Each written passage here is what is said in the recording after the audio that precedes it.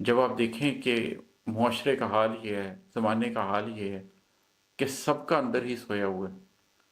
سب نے ہی اپنے قلب سلائے ہوئے ہیں، سبھی نفس امارہ کے آگے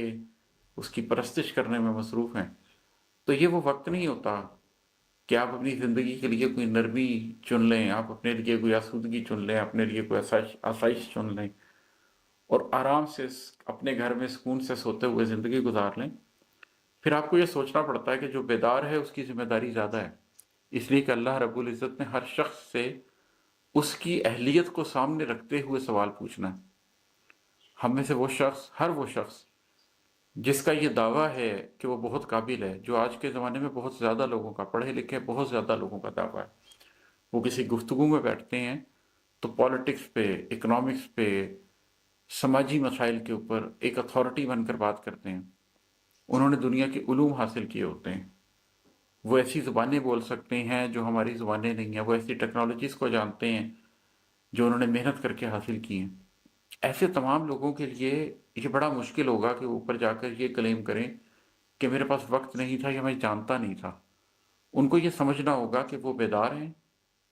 یا نہیں، اور اگر وہ بیدار نہیں ہیں تو انہیں خود کو بیدار کرنا ہوگا، انہیں کہنا ہوگا خود سے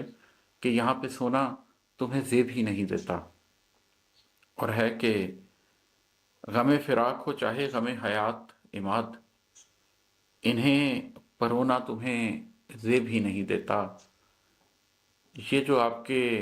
ہجر کے غم ہیں، یہ جو آپ کی زندگی کے غم ہیں، جب آپ کی زندگی کا کوئی مقصد ہو، جب آپ کی زندگی میں کوئی معنویت ہو، تو پھر اپنی زندگی کے ان چھوٹے چھوٹے غموں کو پرو کر ان کا ہار نہیں بنایا جاتا، ان غموں کو سنگ میل سمجھا جاتا ہے اور آگے گزرا جاتا ہے۔ ہر غم کے بارے میں یہی سمجھا جاتا ہے کہ یہ مجھے منزل کے قریب لے کے جا رہا ہے۔ آپ کے پاس اتنی فرصت ہی نہیں ہوتی کہ آپ بیٹھ کر اپنے غم گن سکیں، آپ کو صرف منزل کی جستجو ہوتی ہے۔ جیسے کوئی ایتھلیٹ میراتھن بھاگ رہا ہو تو وہ اپنے پاؤں کے اندر آنے والے چھالے نہیں گن سکتا رک کر، اس کی توجہ منزل کی طرف ہوتی ہے۔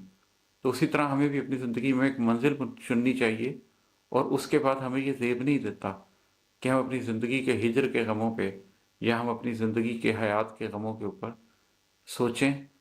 انہیں بیٹھ کر پریں۔ بہت شکریہ۔